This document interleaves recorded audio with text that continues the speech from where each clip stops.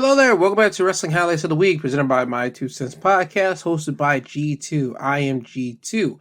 I am here to bring you Wrestling Highlights of the Week for Raw, Smackdown, NXT, AEW Dynamite, AEW Rampage, and Impact Wrestling. And since this is the week after each of these major promotions pay-per-views, we're dealing with the fallout of said pay-per-views. So we start off with Monday Night Raw. We will come out with Seth Rollins, the new World Heavyweight Champion. He will come from the crowd to the ring for his championship celebration. Once Seth gets in the ring, his music's still playing. He poses in the middle. Pyro upon pyro upon pyro would just burst on the entrance stage.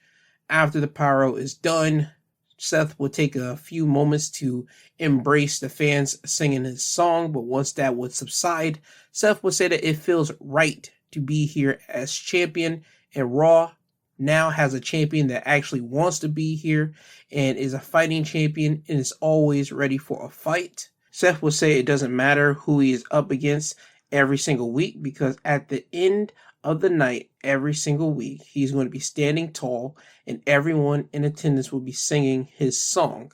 That's when AJ Styles will come down to the ring. AJ will say that he knows he got drafted to SmackDown, but he couldn't resist coming here to congratulate Seth. AJ will tell Seth that he didn't deserve to be champion, but Seth earned the championship. So you see AJ and Seth, they will shake hands, and this will lead to the Judgment Day coming out. And you know where this is going. We get a tag team matchup in the main event. AJ Styles and Seth Rollins going against any two members of the Judgment Day. Now, with that out of the way, we move on to our first match of the night. It's a Money in the Bank qualifying match. Ricochet going against The Miz. Ricochet would win the match by pinfall by hitting a standing sliced bread, then a shooting star press from the top rope to win said match. Now Ricochet has advanced into the Money in the Bank match. Now after this, we will have Trish Stratus come down to the ring. Trish would come out to peacock and gloat about beating Becky at Night of Champions. Trish would say that no one should be surprised, but now maybe Becky can hang it up and give the spotlight to someone that actually deserves it. That's when Zoe Stark will come out to the ring. Zoe will say that she came into this business wanting to learn from the best, and that's where Trish comes in. Zoe will say that Trish is so giving and willing to lend out some wisdom to her, and Zoe would thank Trish for that.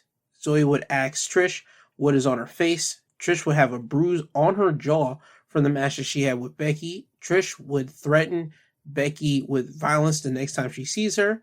And speaking of Becky, Becky would appear. Becky would come out on the stage and say that since Trish is still in her gear and Becky's in her gear, why don't they finish what they started at Night of Champions?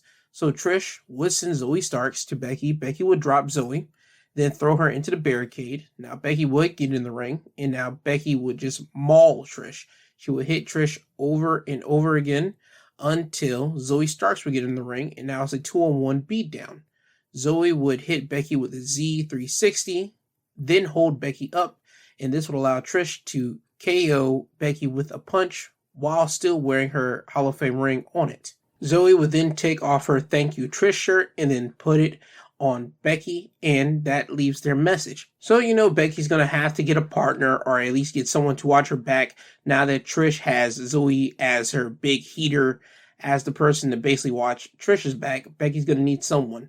And right now, I don't know who it is. I got to look at their Women's Raw roster to see who could possibly be on the totem pole for it, but right now I have no idea who it could be.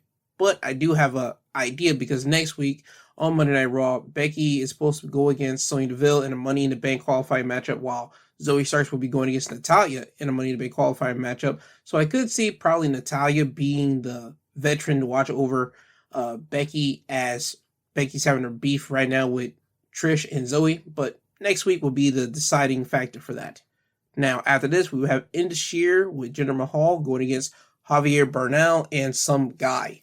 Indus Sher would win the match by pinfall when they would hit a sidewalk slam elbow drop combo on the local guy for the win. So Indus Sher is here on Raw, and this just gives them a win in the win column. Now, after this, we will have Kevin Owens and Sami Zayn coming down to the ring. Sami would peacock about retaining their tag team championships against Solo and Roman at Night of Champions, but most importantly, he would peacock about how Kevin Owens and him won their war with the Bloodline now imploding because of what Jimmy did to Roman at Night of Champions. This will lead to Imperium coming out, and Ludwig Kaiser would say that Gunther win at Night of Champions was more impressive than their win. Kevin Owens would bug out about Imperium just coming out here without anybody saying their names, calling them out. Sammy would say that Kevin needs to take a breath, but he would say that, yeah, he's right. Nobody called you out here. As a matter of fact, don't you guys got to get ready for your match with Alpha Academy?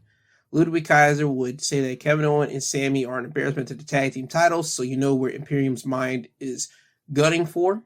Alpha Academy would come out, and then we would get our tag match. Alpha Academy going against Imperium. Kevin Owens and Sami Zayn will be on commentary for said match. Imperium would win the match by pinfall by hitting the Imperium Bomb on Chad Gable to win the matchup here. So Imperium more than likely has probably one shot up as they gun for the Unified Tag Team Championships that Kevin Owens and Sami Zayn hold. Now after this, we will get a Fatal 4-Way Tag Team match for the Women's Tag Team Championships. Ronda Rousey and Shayna Baszler going against Raquel Rodriguez and Shotzi, going against Chelsea Green and Sonya Deville, going against the team of Damage Control's Bayley and Io Sky. Ronda Rousey and Shayna Baszler would win the match by submission, when Shotzi would go for a senton on a downed Ronda, but Ronda would catch Shotzi and turn it into an armbar, and Shotzi would tap out. So this makes Shayna Baszler's third reign as a Women's Tag Team Champion, and this would make Ronda's first time winning the Women's Tag Team Championships. It's good because they're both best friends in real life and they like each other, and I hope that we get a more brutalized, like, monster version of Shayna. I know that's kind of been my thing now. I've been catching myself. I want a monster version of Rhea Ripley. I want a monster version of Asuka. Now I want a monster version of Shayna. But if you look back at what they did in NXT, you couldn't blame me. Let's be honest. Shayna Baszler was a complete monster. She was a complete terror, a menace down there breaking people's arms and just being an unstoppable women's competitor down there in NXT a couple years ago. Now that she's been on the main roster for a couple years, it's just never ever matched the same intensity that she's had. So I'm hoping that now with her teaming with Ronda, their tag team champions, they can get back to that with Shayna Baszler. And hopefully one day Shayna can actually win the main roster title and go on a nice monster reign as well. Because I miss the old monster snapping bones Shayna Baszler and just taking names. I really do. But hopefully we get back to that now that she's a tag team champion with her best friend Ronda here. Now, after this, the next matchup will be Dolph Ziggler going against JD McDonough.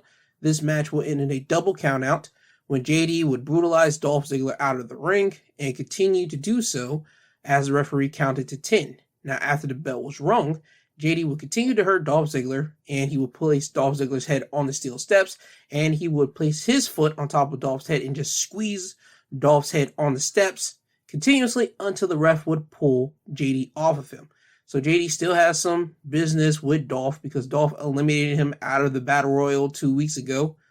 And that's the reason why JD's basically beefing with Dolph Ziggler here. And it just seems that Dolph is just the gatekeeper, not the gatekeeper, but like the test for the NXT guys that they want to do something with, but they don't know what to do. They always just throw him off to Dolph. So that's just Dolph's mission here with JD McDonough.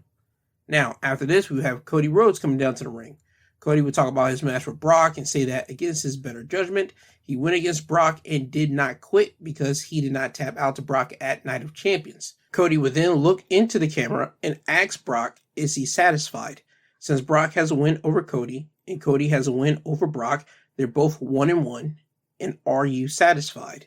Cody would then issue an open challenge to Brock and list off Brock's accolades and say that if Brock does not accept that challenge, he could add another accolade to Brock's list, and it's Brock is afraid of Cody. So now we have this challenge issued out, and more than likely Brock's going to accept it, but it's not going to happen at Money in the Bank. It's not going to happen anytime soon. Again, I think we're going to get Cody versus Brock at SummerSlam. That's where they're saving it. That's at least where I'm thinking it should be saved for, but time will tell with that. Now, after this, it's a Money in the Bank qualified matchup between Shinsuke Nakamura and Bronson Reed. Nakamura would win the match by pinfall when Bronson will go for the tsunami. Nakamura would move out of the way. Then Nak would hit him with 2 Kinshasas, one behind the head and one frontward facing. And Bronson would then roll out of the ring. Nakamura would then hit a big knee drop on Bronson from the steel steps. Then Knock would get back in the ring, and Bronson would stagger to his feet. Now, as he's trying to get to his feet, the ref would start counting, and then when Bronson got to his feet at the count of 9, Bronson would slide into the ring, and then Nakamura would immediately hit Bronson with another Kinshasa, then cover him to win the match. So Nakamura has advanced into the Money in the Bank matchup. After this, main event, Seth Rollins and AJ Styles going against Judgment Day's Finn Balor and Damian Priest. Now, AJ Styles and Seth Rollins would win the match by pinfall when Seth would take care of Finn with a suicide dive outside of the ring. Inside the ring, Damian Priest will hit AJ with a razor's edge. They cover him. But as soon as he's making the cover and the referee's at 2, Seth will come in and hit Damian Priest with a curb stomp, breaking the pin. Seth will get in his corner, wait for AJ to tag him, and once AJ does tag Seth in, Seth will hit Damian with another curb stomp, then cover Damian for the win. So Raw will end with Seth Rollins and AJ Styles congratulating each other for the victory, and that's how Raw will go off. And that's your Raw wrestling highlights of the week. Now we move over to NXT. NXT will open up with a weaponized steel cage between Gigi Dolan and JC Jane. Gigi would win the match by pinfall when both Gigi and JC were standing on the top turnbuckle in the corner, and Gigi would bounce JC's head off the side of the cage multiple times. Gigi would then chokeslam JC off the top turnbuckle through a table, then cover her for the win. They would use leather straps in this match, trash can lids, a baseball bat, and, as mentioned, a table in this steel cage, weaponized steel cage match. And always they will use the cage itself because it is a weapon. Hopefully this kind of puts the nail in this rivalry between Gigi and JC, because I don't know how much more they can actually put into this. So hopefully Gigi is now going off to do something else. JC's going off to do something else, and they can put a nail in the coffin of this rivalry. Yes, sure, they can go back and forth later down the line if they want to revisit this. But for right now, hopefully we're at the end of this rivalry between both of these ladies. Now, after this, we get Carmelo Hayes and Trick Williams coming down to the ring. Melo and Trick will talk about Melo being victorious in his match against Braun Breaker at NXT Battlegrounds to retain his NXT Championship.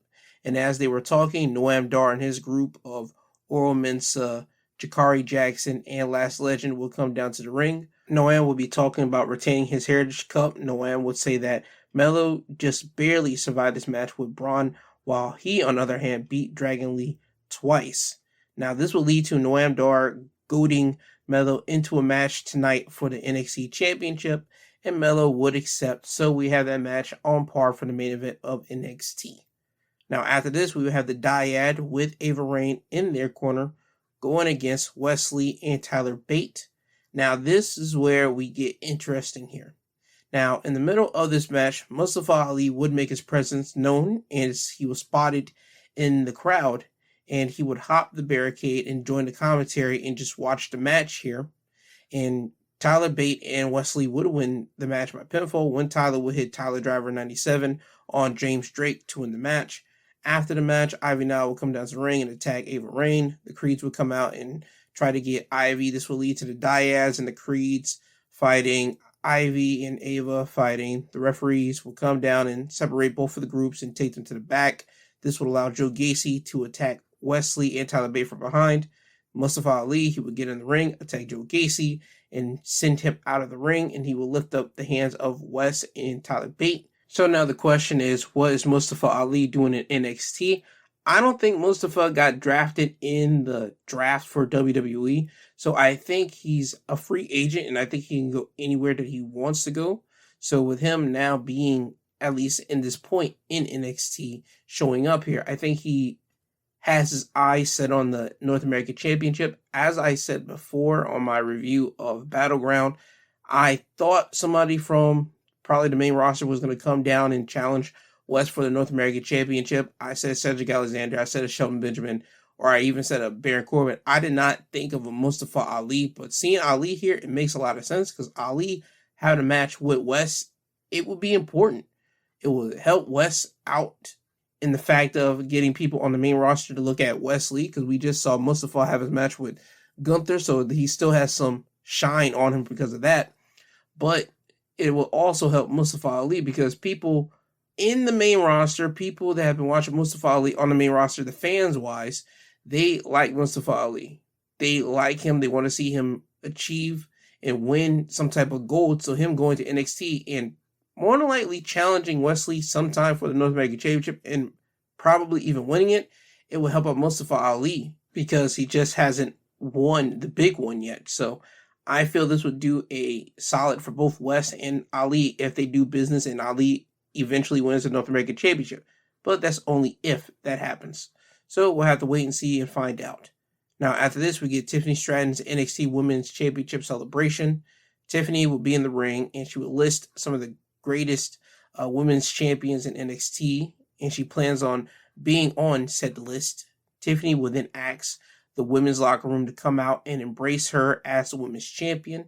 And at first, they wouldn't come out, but when Tiffany mentioned that they are going to miss who is going to be her first challenger for said championship, that's when the ladies will come out and surround the ring. Tiffany will say that next week there's going to be a number one contenders battle royale, and Tiffany will say by looking at everyone across the ring and surrounding the ring, she is going to be the women's champion for as long as she wants. So Tiffany just basically put down the whole women's locker room by saying nobody around the ring is on her level. So then when she says this, Tiffany would pose in the ring, confetti would fall from the sky, and multiple ladies from the ring would get in and start attacking Tiffany, making Tiffany retreat. So we have that here. Now, the biggest takeaway from this promo segment from Tiffany is that Tiffany is given a lot, well, not a lot of time, but she's given time to talk in the middle of the ring. And this is the first time Tiffany's actually given time to actually speak in the ring. Usually she's backstage doing a segment or a interview, but this is her first time literally in front of the fans with the microphone in hand. And because this is her celebration, they gave her a lot of time to speak. And I don't know what it is, but I'm glad that she's in NXT right now developing her talking skills. For right now, you could tell that it wasn't clicking all the way in the ring when Tiffany was speaking like that. I mean, yes, she was able to get the words out, but you didn't hear any conviction in her voice when she was speaking. So I'm glad they're able to get this out of the way now for Tiffany, because Tiffany, she has all the pieces of the puzzle to be a big main roster star whenever she gets drafted to the main roster, because she will. There's no doubt about it. Unless something catastrophic happens, like a controversial thing pops up from Tiffany's past, or she does something just stupid. But right now, looking at everything, Tiffany has the look, she has the in-ring ability. Of course, she's going to get more polished up, but she has what WWE wants from someone to be on the main roster to be marketable. Tiffany has that, but the only thing that she's missing right now is the speaking ability, talking on the microphone. And with Tiffany being in NXT, getting this time now, getting her reps in, she's going to be able to make the mistakes down there in NXT, because NXT's, again, their supposed developmental system before they get drafted up to the top. And you get to make those mistakes down there. And they won't be looked at you as harsh as it will be when you're on the main roster. So Tiffany getting this time, and she's going to be able to create that conviction to actually mean what she's saying instead of just saying words the way that she did here.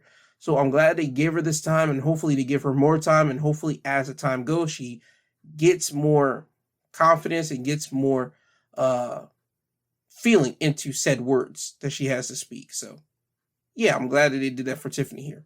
And congrats. Again, you're going to make mistakes, but again, this is the place for you to learn and cure those mistakes.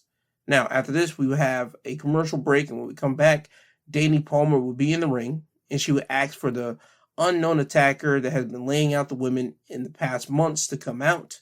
And then you will see a video play on the screen, and Danny Palmer will be attacked from behind. Now, it's by the same mystery attacker, and they will unmask themselves, and it will be Blair Davenport. The last time we saw Blair Davenport, I believe, was at Worlds Collide in the triple threat women's matchup with her, Mandy Rose, and Maiko Sotomura. After that match, Blair got injured and she was out for a whole year. So now that Blair's back, hopefully she gets more screen time, because in 2021, I believe, when she got signed, she was one of the biggest prospects to come out of NXT UK whenever they folded and came over to America for the NXT expansion. She was one of the names that everybody was chirping for because they knew of her independent resume. So hopefully now that she's back from her injury and now we see that she is the mystery attacker, hopefully she gets more in-ring time, more TV time to build up all that missed opportunity that she missed because she was injured. So that's what we have here. Now, next up was Joe Coffey going against Stacks. Joe Coffey will win the match by pinfall by hitting Best for the Bells, which is a rolling clothesline for the win. Joe Coffey and Gallus are still in their rivalry with Tony D'Angelo and Stacks. Stacks was taken up for the honor of Tony D because Tony is arrested right now.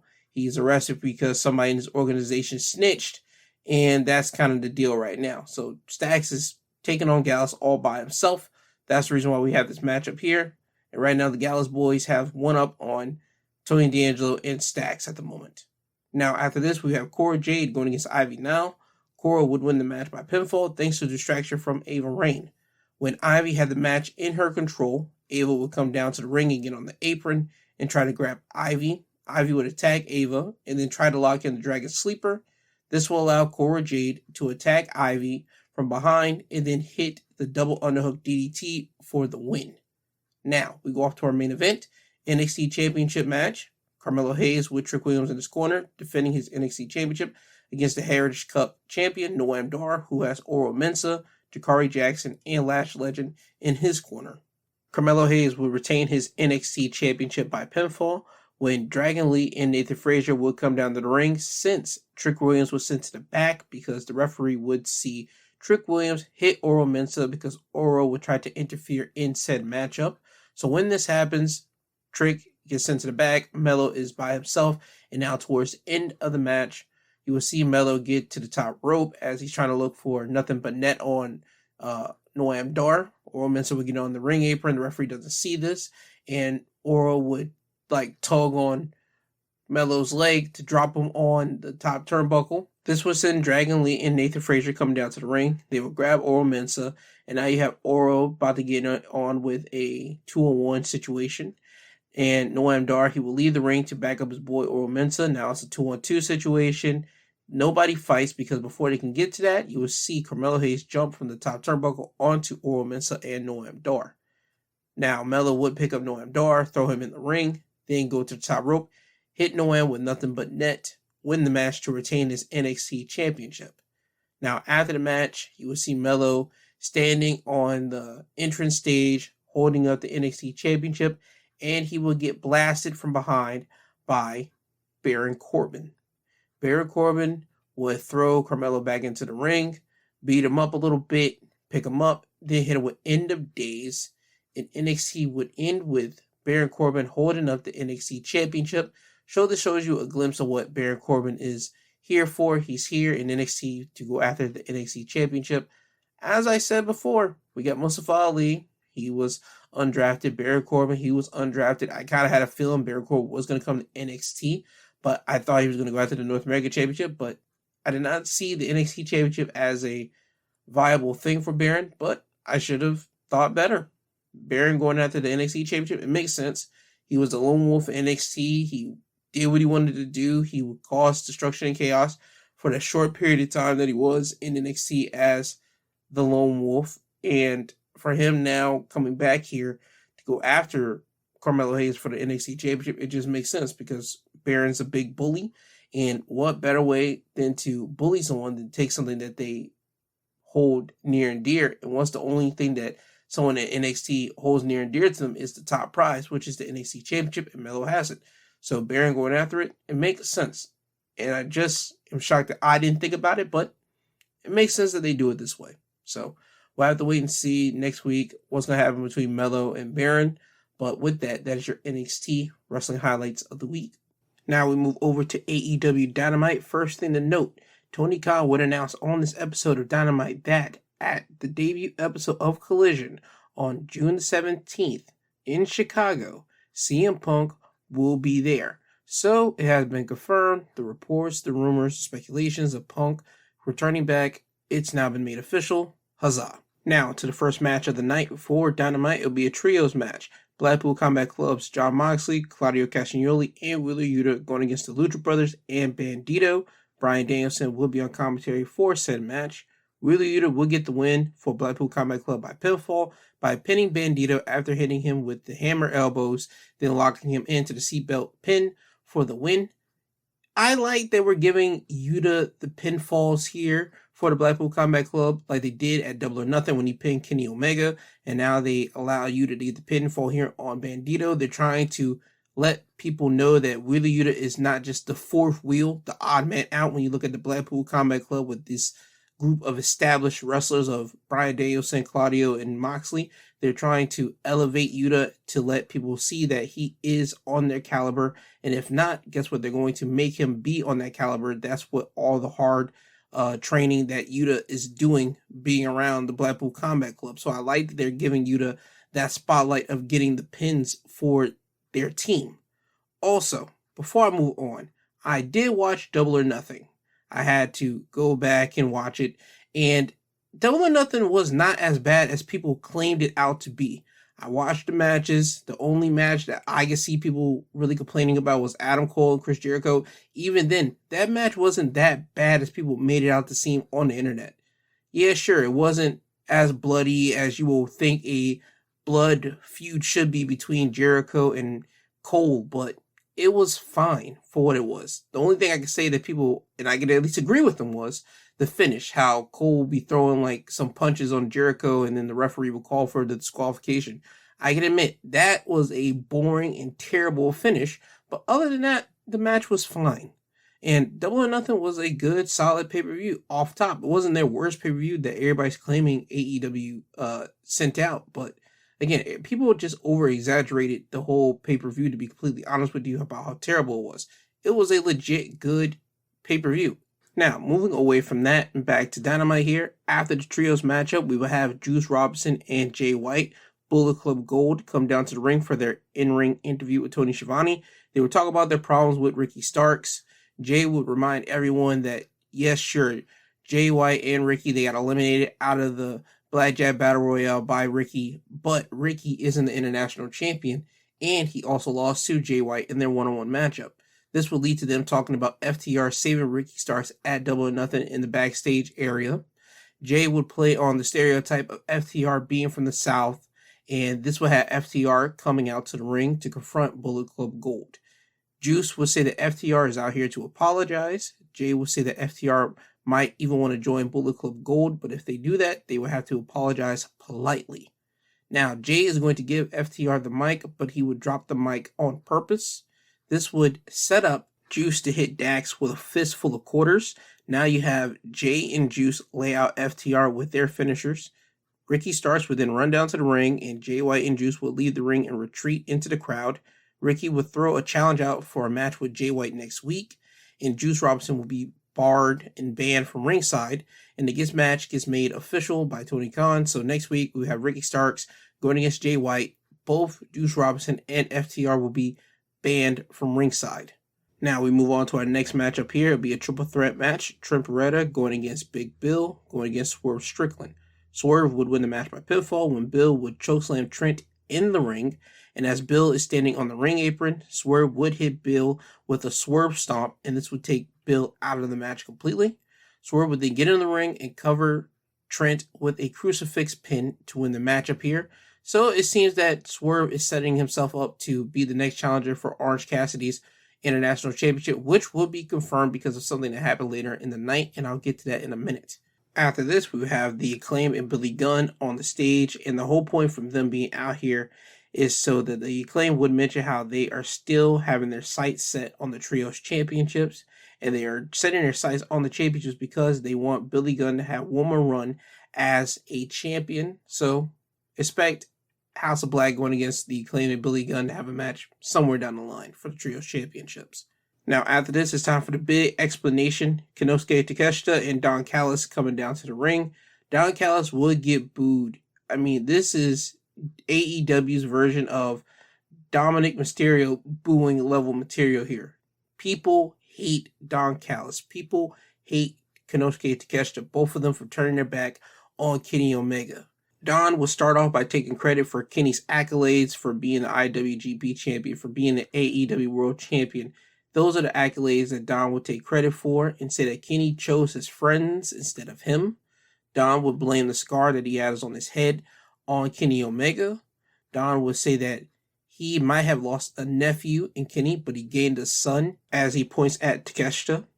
And Don will then start listing off a bunch of Japanese legends and say that Takeshita is better than them and that he is better than Kenny Omega. Takeshita would take the mic and he would talk in Japanese first, but then he would finish off in English and say that he's going to destroy the Elite and Omega. Don would finish off saying that he is going to build a family and they are going to cut the Elite out of AEW. Now Don Callis and Takeshita, they have their mission. They're here to destroy the Elite. They're here to destroy Kenny Omega. That does not mean they're part of Blackpool Combat Club. That was something that was highly alluded to after the main event of Double or Nothing, because Don and Takeshita helped out the Blackpool Combat Club beating the Elite. So again, this just questions everything. Who's going to be part of Don Callis' new family to destroy the Elite and Kenny Omega? There was a segment, however, earlier in the night of the Elite backstage. You saw the Bucks and Hangman. Kenny was not there. Dark Order would walk up on the Bucks and Hangman, and Dark Order has been with Hangman since Hangman left the Elite in 2020, 2021. So the Dark Order has been there, and now that the Hangman's back with the Elite, Dark Order feels like they were used by Hangman. You could tell in the way that they were speaking towards Hangman. And Dark Order will leave. Hangman is now in a difficult spot. He wanted to stay with the Bucks, but he knows he has to try to make it right with Dark Order. And before he could actually make it right with them and walk over towards them, you would see Alex Marvez, the interviewer, talk to Hangman and ask him, since Kenny's not here, he's back in Canada, what's going on? Hangman would tell Marvez, listen, Kenny is beat up, he's hurt, he's just taking some time, but I can tell you, he's not in Canada. So we have that little tidbit of information here, so we can expect that Kenny Omega is more than likely in Japan. He's trying to recruit his best friend, Kota Ibushi, to probably come to AEW to help him and the Elite take out, more than likely, Blackpool Combat Club and Konosuke Takeshita. That's more than likely where we're going to go with this. If we don't get Ibushi, I don't know who we could pick to, take that spot. We could get Okada, since Forbidden Door is coming up, but I would think the bigger pop and the bigger common sense move would be for Ibushi to be Kenny Omega's selective partner to join in on the Elite going against Blackpool Combat Club and Takeshita. But time will tell, and we can see if we can make that work out.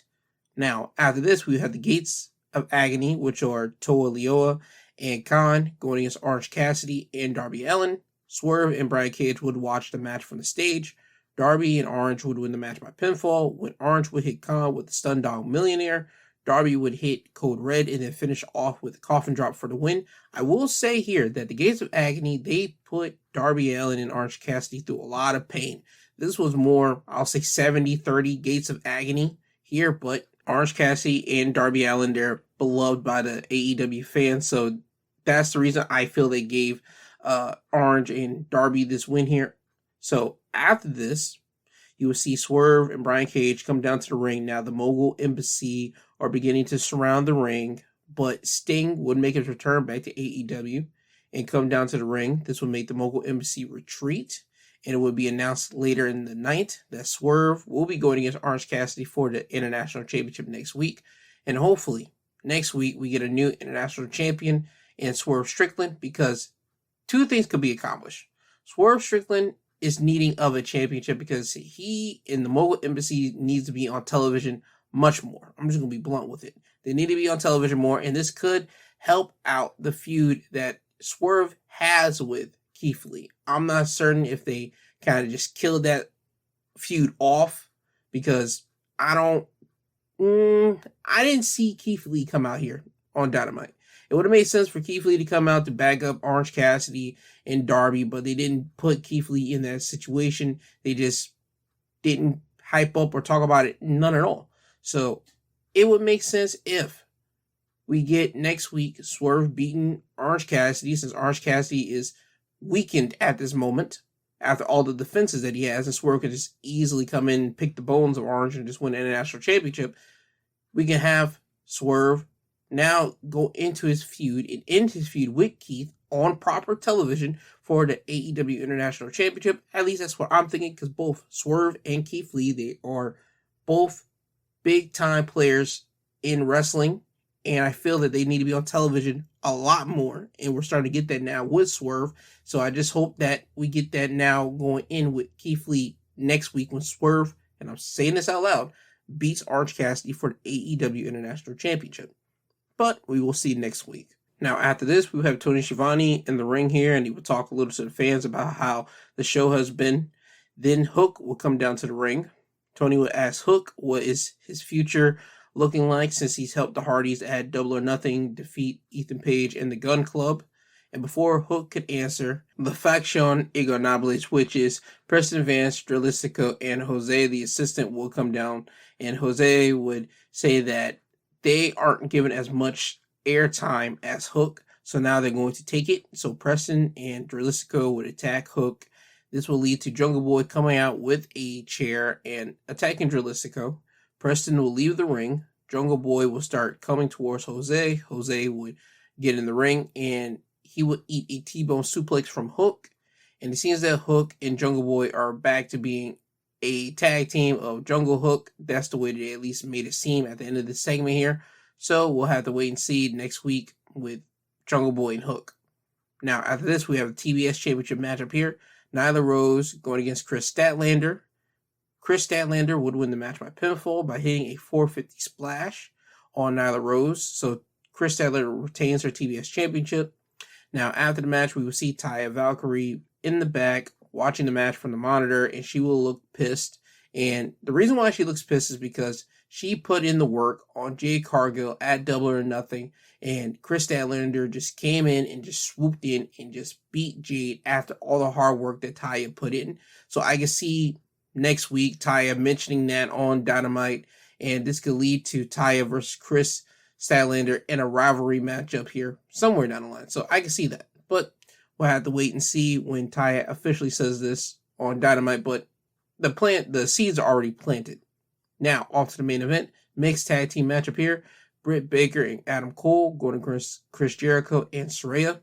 Adam Cole and Britt Baker would win the match by pinfall, when Adam Cole would hit Chris Jericho with the boom to cover him for the win.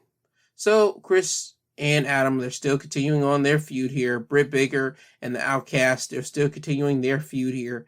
And more than likely, since Jamie Hayter is out right now with an injury, I can see Britt Baker stepping in and going against Toni Storm for the AEW Women's Championship. And again, we can start rebuilding Toni's Women's Championship build that she didn't technically get last year.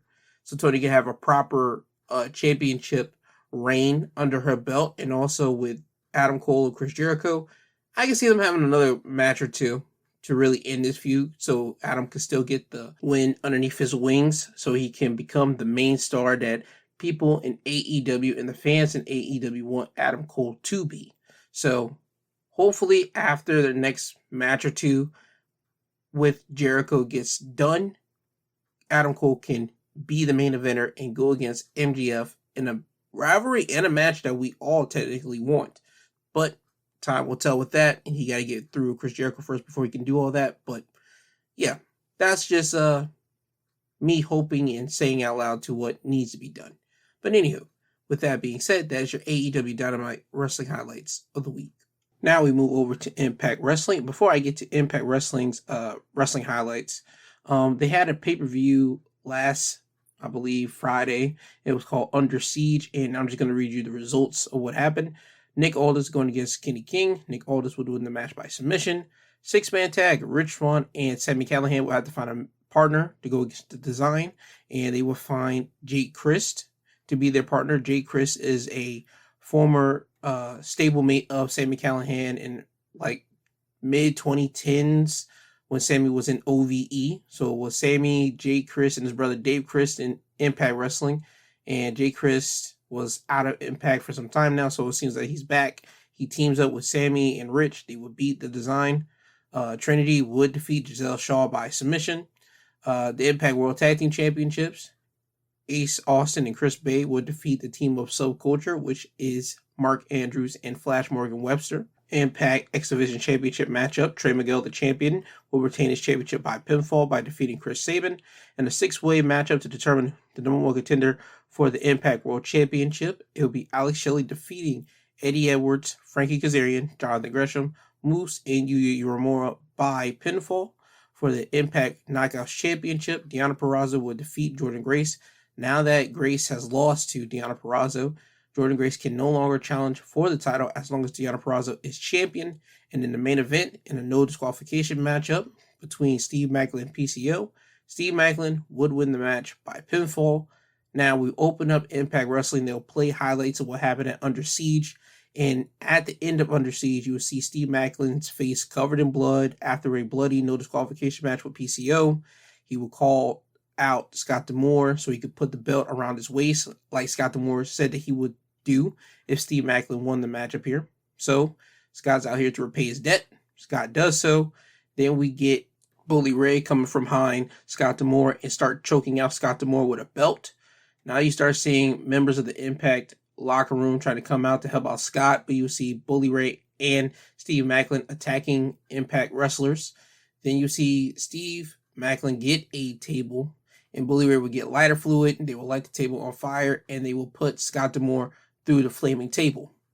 Now, after the montage of what happened at Under Siege goes down, we would get Bully Ray coming out to the ring to open up Impact Wrestling, and Bully Ray will be out here to talk about how Under Siege was probably one of the best moments of his life by putting Scott D'Amore through that table. And Bully will talk about how, against all odds, he will win his 8-4-1 matchup and will go to Impact Wrestling to win the Impact World Championship. And I want to put a pause on this. 8-4-1 matchup at Against All Odds is a 8-man tag to start off.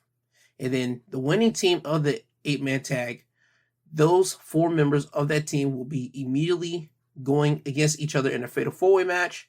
And then the winner of that fatal 4-way match will be the number one contender for the Impact World Championship at Slammiversary. Now the world caught up. Let me get back to it. Now, once Bully Ray would say this, Steve Maclin will come down to the ring, and he would tell Bully that at Under Siege, they did a good job by putting Scott through a flaming table. But Steve would tell Bully that he allowed Bully to do that. Now, Bully would take offense to what Steve's comments. And at first, he would do the whole veteran shtick of telling Steve that he'd been in the business for 30-so-odd years and blah, blah, blah. But then Bully would stop himself and tell Maclin that, you know what?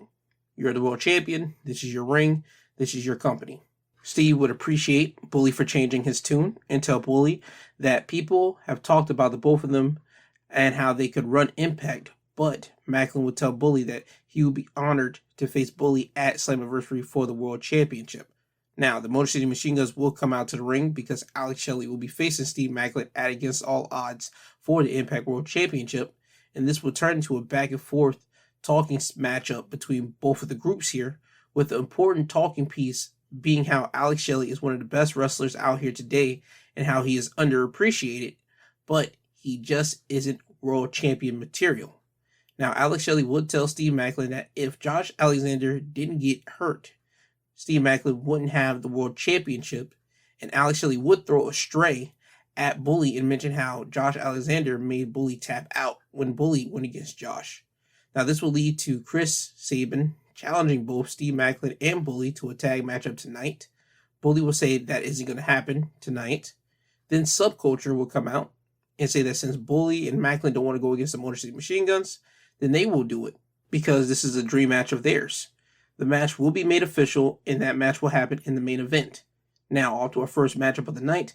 Eddie Edwards with Alicia in his corner going against Yuya Uemura. Eddie would win the match by pinfall by hitting the Tiger Driver, then the Boston Knee Party, which is a Shining Wizard, for the win. After the match, Alicia would tell Eddie to extend his hand out to Yuya Uemura. Eddie would do so, and when Yuya would look to shake his hand, Eddie would pull his hand away in a psych moment. Eddie would then leave the ring, but then Kazarian will come out and shame Eddie for doing that to you, because as a veteran, you should show someone respect that took you to the limit in the ring. Eddie would brush off Kazarian's advice, and Kazarian would turn Eddie around and punch him in the face. Alicia would get on Kazarian's back and try to lock in a sleeper hold, but Kaz would just throw Alicia off of him. So this is continuing the beef that Eddie Edwards is having with Kazarian, with Eddie claiming that he's a locker room leader, but he's not displaying any locker room leader qualities as in respect towards anyone. Now, after this, we have Sami Callihan and Jake Crist going against Decay. And Sami and Jake would win the match by pinfall when Jake and Sami would put Crazy Steve on Black Taru's shoulders. Jake would get on Sami's shoulders, and Jake would hit Steve with a cutter, which is our RKO for people that don't know what a cutter is. And that will end the matchup here. After the match, the Design will come to the ring and attack both Sami and Jake. Khan would clothesline both Sami and Jake. Khan would then lift up Sami, and Angels would hit him with a roundhouse kick. Dina would then pick up Jake and hit him with a snap DDT. Rich Swann would run down to the ring with a chair, and then the Design will leave the ring. So this is continuing on Sami Callihan's business with the Design here. After this, we have Trinity going against Savannah Evans with Jay Vidal and Giselle Shaw in her corner. Trinity would win the match by submission by locking in Starstruck, which is an inverted Rings of Saturn, and make Savannah tap out. After the match, Trinity will get a mic. Trinity will call out the Impact Knockouts champion, Deonna Purrazzo. Deonna will come down to the ring and ask Trinity what was she like. Trinity would then challenge Deonna to a match at Slammiversary for the Knockouts Championship. Deonna would accept, so that match will become official. Now, as soon as Deonna accepted, Giselle Shaw, Jay Vidal, and Savannah Evans will come in the ring and attack both Deonna Purrazzo and Trinity from behind. Jay would hit Deonna in the back with a loaded purse, and when he looked to hit Trinity with it, Trinity would attack Jay first, making Jay drop the purse. Giselle would pick it up and hit Trinity with it. Then you see Jordynne Grace making her way down to the ring, and at first she would take out Jay Vidal, and then she would work on Savannah, but Giselle would drop Jordynne with the purse. Now Jordynne is down. Jordynne will get picked up by Jay and Savannah, and they will hold her, and you'll see Giselle Shaw hit Jordynne Grace in the face 3 times with 3 running knee strikes, and this would incapacitate Jordynne, so Jordynne is down and out, and you will see at the end Giselle Shaw, Jay Vidal, and Savannah Evans posing with Giselle's arm in the air. So Giselle wants to be the top woman in the Knockouts division, and I don't see that happening. Trinity's here. Trinity is going to be the face because, again, she has the most star power in the Knockouts division. So I can see Impact using that to their best benefit to try to gravitate and pull Impact more up into the main light. So I don't see Giselle being the face. I see Trinity being the face for as long as Trinity wants to be an Impact. So we'll all have to wait and see how they want to move around with that. Now, next up, we will have another Knockouts matchup here. It's Danny Luna going against Jody Threat. Jody would win the match by pinfall by hitting a torture rack bomb for the win. Then we move on to the main event, a tag team matchup. Subculture going against the Motor City Machine Guns. Motor City Machine Guns would win the match by pinfall by hitting the Dirt Bomb, which is a double cradle bomb on Mark Andrews. No, it wasn't. It was Flash Morgan Webster to win the matchup here. And again, this gives Alex Shelley more momentum as he goes into his World Championship matchup against Steve Macklin, as well as it gives Chris Sabin some momentum as he goes against Trey Miguel in his X Division Championship matchup against All Odds for both members of the Motor City Machine Guns. So they still got one more episode of Impact before that happens next Friday. So we'll have to wait and see what happens there. Now with that, that's your Impact Wrestling highlights of the week. Now we move over to SmackDown. SmackDown will open up with a video package of Roman Reigns' 1,000 plus day reign as champion. In said video package, they will go by milestones in his reign, showing previous matches that he had, like ones against Brock Lesnar, going against Edge and Daniel Bryan at WrestleMania, and such and such. And in doing so, they will show past champions that Roman Reigns has surpassed as he's continuing on this 1,000 plus reign as champion here. And I will say, this was amazing editing from WWE's editing team. The way they put this video package together, you got to see all the WWE champions that he has surpassed, including the likes of Hulk Hogan, a John Cena, Triple H, a Rock, and even they had CM Punk in it. Again, CM Punk in WWE is kind of a weird thing. Anytime you see CM Punk's name or his likeness or imagery on WWE television, it's always like a startling moment, but they did not hide from it. But anyway, I would suggest you go check out the video package at the beginning of SmackDown because it was a great video package for Roman Reigns. Now, after this, we have the United States Champion, Austin Theory, in the middle of the ring. Theory will say that tonight is a special night because we are celebrating Roman's accomplishment as his 1,000 plus day reign as champ. Then Theory will get cocky and he will say that if you combine Roman's days as champions with Theory's days as United States champion, you would get 1,209 days collectively. Theory will then continue to talk about how great he is and say that we will be celebrating Theory's 1,000 days as champion, 2,000 days as champion, 3,000, 4,000 day as U.S. champion if they continue to give him opponents as Sheamus. Now, Theory would call out his tag partners Pretty Deadly so they can get to the ring here so we can get our 6-man tag match on the way. And it'll be a 6-man tag. Theory and Pretty Deadly going against the Brawling Brutes, which consists of Butch, Ridge Holland, and Sheamus. Pretty Deadly and Austin Theory would win the match by pinfall when Pretty Deadly would hit Ridge Holland with spilt milk, then tag in Austin Theory so Theory can cover Ridge for the win here. Solid 6-man tag, gave him enough time, and also it gives you the importance to let it be known that Pretty Deadly is probably going to be on the side of Theory for the time being, as Theory is dealing with Sheamus right now.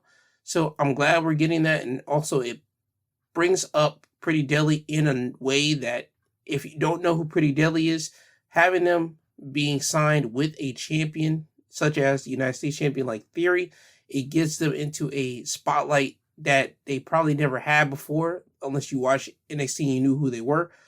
So now with them being with Theory for this moment, it's a good light for them, basically.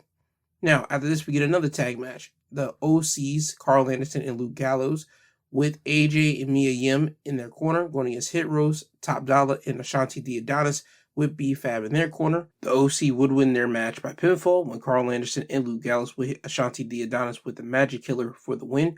After the match, Top Dollar would attack Carl Anderson and Luke Gallows from behind.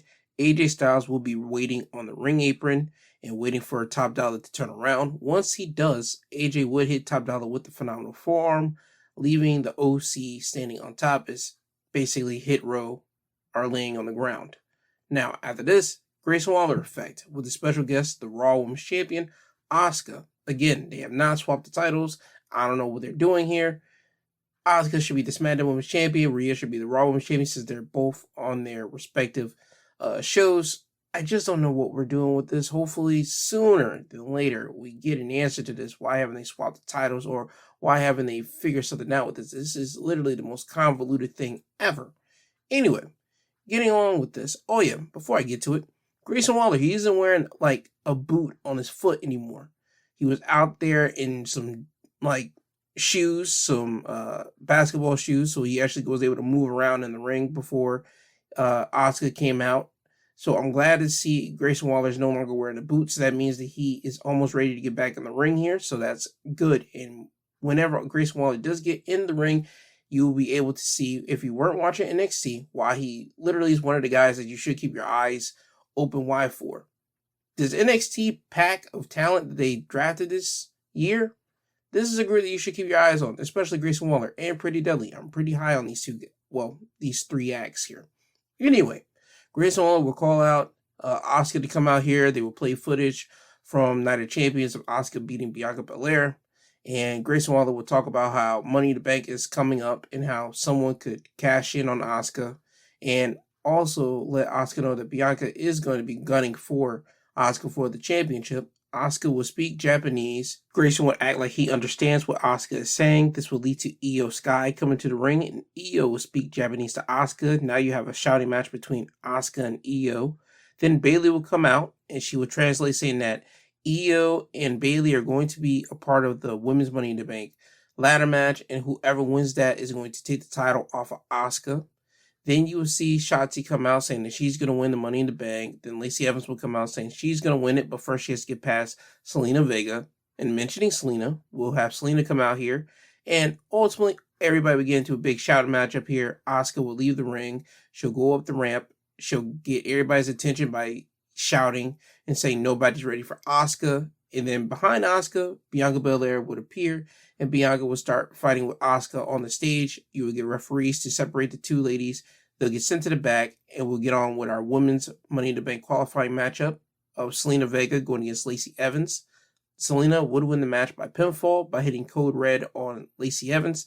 So Selena is the first woman to qualify for the Money in the Bank ladder match, the women's version.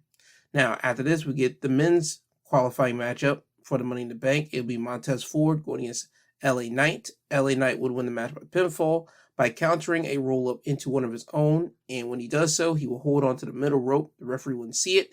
So Knight will get the win here. Now, Knight has also advanced into the Money in the Bank. So right now it is Ricochet and LA Knight and Shinsuke Nakamura. There'll be more qualifying matches next week on SmackDown with Mustafa Ali going against Santos Escobar, Butch going against Baron Corbin for the men's. Now for the women, it will be Bayley going against Mia Yim and Io Sky going against Shotzi next week. Now it's time for the main segment here. Triple H will come down to the ring to be a witness to the celebration of Roman's 1,000-day celebration. Roman, Paul, and Solo Sikoa will come down to the ring. Triple H will give Roman Reigns an updated version of the undisputed Universal Heavyweight Championship. So instead of Roman now having 2 titles, it'll just be 1 title, and the title that Triple H hands him, it looks like the WWE Championship, but instead of the centerpiece being black, it's gold.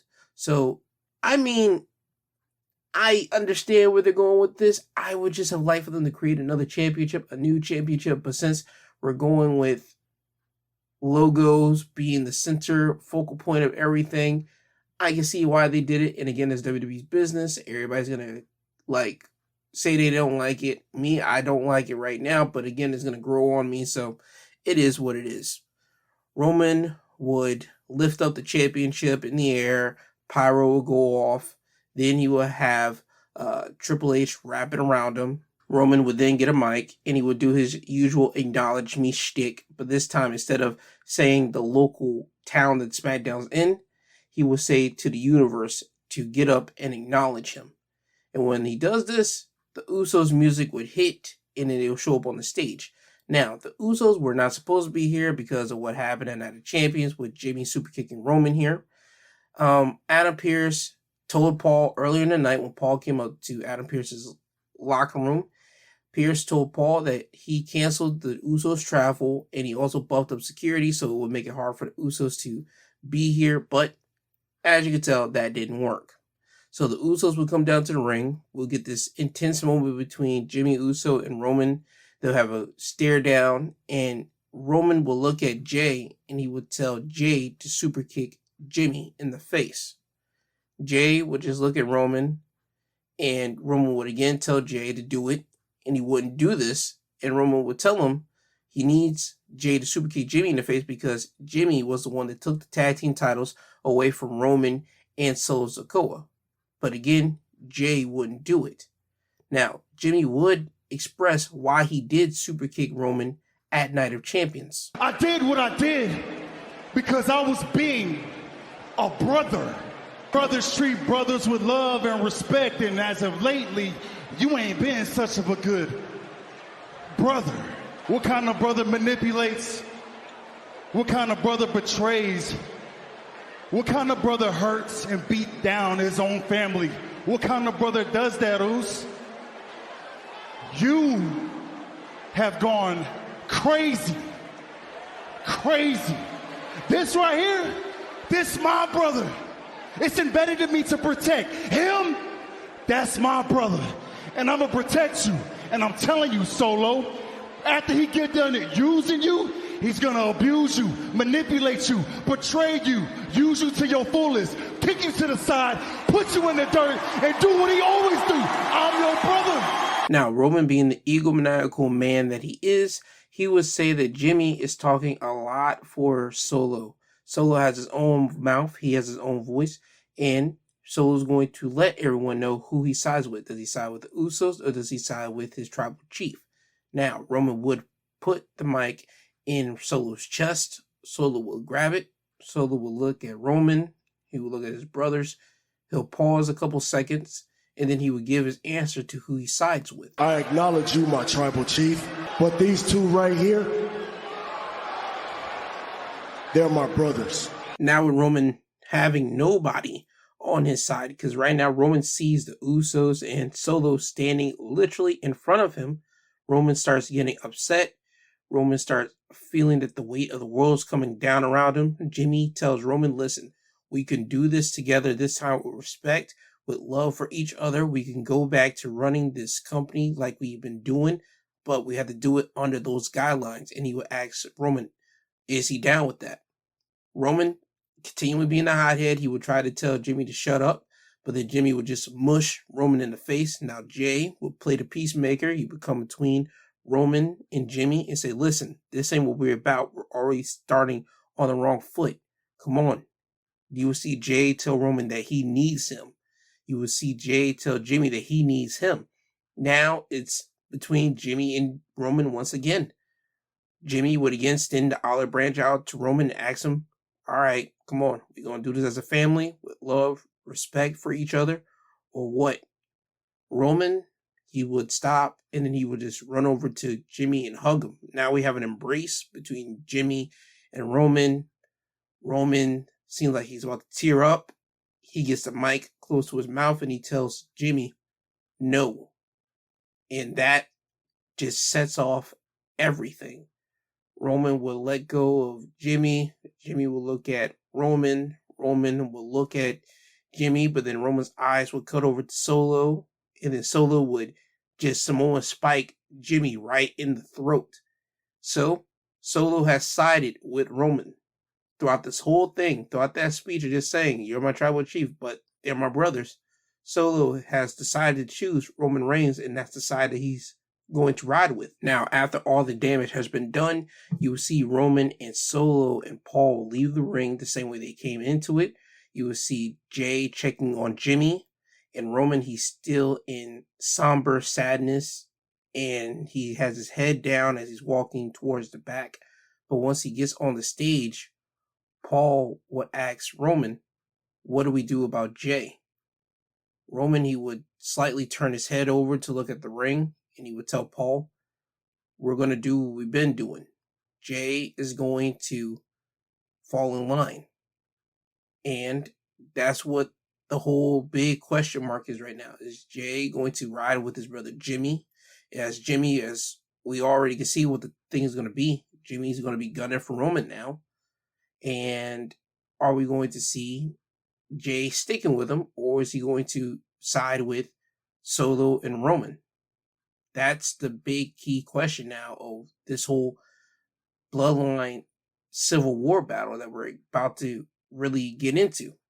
So my best guess, I think Jay's going to stick with Jimmy, but we'll have to wait for next week on SmackDown as the more of the story unfolds. But I would like to say, please, if you have not seen this whole segment, go and check SmackDown out. If that's the only thing you want to check out, go and check that segment out. Because the storyline that has been curated by Roman and the Usos and Solo and everybody that has put their hands on this particular storyline, it has been art. It has been one of the most best things that WWE has really came out with in a long time. I think the Shield was a good thing. The New Day was a good thing. But storyline-wise, this is literally one of their best storyline that they have ever done. And it's not just me speaking from current basis because it's right there in your face. No, it's because you can see it. You can even trace it back from SummerSlam of 2020 when Roman came back all the way to now. You can see how it has been progressing from 1 year after the next year after the next year to right now, where you know that the bloodline is crumbling and is going to end with Roman Reigns basically being dethroned by who? By someone, but we don't know who, but he's basically going to be down to only himself, and he will only have himself to blame when his whole empire comes crumbling down. But until we get to that point, I'm enjoying this ride and the story that they're just giving to us. So I'm going to take that in every week that I can get it, and I hope that you guys do the exact same thing. So please check Smackdown out for that segment alone if that's the only thing you want to see. But with that, that's your Smackdown wrestling highlights of the week. Now we move over to AEW Rampage. This was Championship Edition, meaning that all the matches that happened on Rampage were for championships. The first match was for the AAA Mega Championship and a triple threat. The champion, El Vikingo, defending his title against Dralistico and Commander. Vikingo would retain his championship by pinfall by countering a powerbomb from Dralistico into a Hurricanrana for the win. Solid matchup to open up Rampage. After this, we had the New Japan TV Championship, Action Andretti going against Zack Sabre Jr. Zack Sabre Jr. will retain his TV title by submission when Zack Sabre Jr. will get Action Andretti's arms locked in a submission-style move, and Andretti couldn't get out, leaving him no other choice but to submit verbally. He couldn't tap, so he had to verbally tell the ref, yes, I give. Action Andretti, he had a good match against Zack Sabre Jr. Action Andretti has not been on television that much. He's more on Ring of Honor TV now, not AEW TV as much. I think Ring of Honor is the developmental / the place where you can get your reps in more before Tony wants to pull you from Ring of Honor and put you on AEW television again.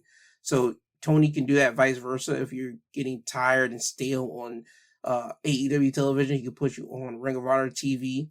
He did that with Eddie Kingston, but Kingston wasn't stale. He just did that for Kingston so Kingston can have his match with Claudio. But point being, again, that was my nerd brain going there for you. That's where Action Andretti has been, and I'm glad he popped up here because this shows everyone that Action Andretti has been doing and that he's getting his reps in and he could actually hang with someone like Zack Sabre Jr. So it was a solid match here. Now after this, we had the New Japan Strong Women's Championship. Champion Willow Nightingale defending the title against Emi Sakura. Willow would win the match by pinfall by hitting a gut-wrench powerbomb for the win. Strong defense from Willow Nightingale, and I'm glad that she is a champion, even if it's in New Japan. Willow Nightingale, she's going to be a great champion as long as they do the right things with her. But her character, her smiling so much, their fans love her, so they have no other choice but to do right by Willow, hopefully, for the love of God. Now, in the main event, Ring of Honor Pure Championship. Champion Shibata going against challenger Lee Moriarty. Shibata would win the match by pinfall by locking in a sleeper hold, then have Lee in the middle of the ring in a sit-up position, then hit him with a penalty kick to the chest, then cover Lee Moriarty to win the matchup here, so Shibata would win and retain his title. After the match, Daniel Garcia would come down to the ring and Shibata will hold up the Pure Championship as both men will stare at each other. So that tells you that Daniel Garcia is gunning for his Pure Championship, looking to be a 2-time Pure Champion. And I can't wait to see that match whenever they do actually announce it to happen. Now with that, that is your AEW Rampage Wrestling Highlights of the Week. And that's the show. This has been your Wrestling Highlights of the Week, presented by My 2 Cents Podcast, hosted by G2. He is I, and I'm him. I hope you guys have a great Saturday. Please be safe out there. Please be careful. I have a Sunday episode coming out tomorrow. If you did not listen to my midweek episode that I always give out on Wednesday, I talked about the HBO series Succession. I think you will enjoy it. And please go watch the Succession series on HBO. If you have Max, go watch it. It's a great show just for you to binge and just see vile people just do vile things in the business world. Now with the marketing out of the way, I hope everybody has a great Saturday. Again, please be safe. Please be careful. I love you guys. I'll see you guys later. This is my time, ain't no time to waste. The Warriors ready, they're screaming my name. Taking it all. Settle the score.